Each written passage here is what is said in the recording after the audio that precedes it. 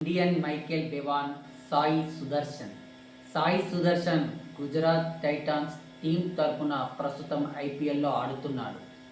Michael బెవాన్తో సాయి సుదర్శన్ను ఎందుకు పోల్చానంటే, Michael Bevan Australia cricketer, runs పరంగా అత్యధిక సగటు కలిగినటువంటి వ్యక్తి, ఒంటి చేత్తో చాలా మ్యాచ్లు గెలిపించినటువంటి మ్యాచ్ విన్నర్.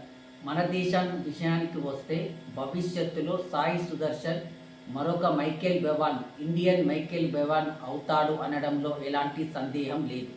ఎందుకనంటే 2023 ఐపీఎల్లో గుజరాత్ టీం తరపున ఆడి 360 పైచిలుకు పరుగులు, 2024 ఐపీఎల్లో 520 పైచిలుకు పరుగులు, ప్రస్తుతం జరుగుతున్న 2025 ఐపీఎల్ గమనించినట్టయితే 400 పైచిలుకు పరుగులు చేయడం జరిగింది.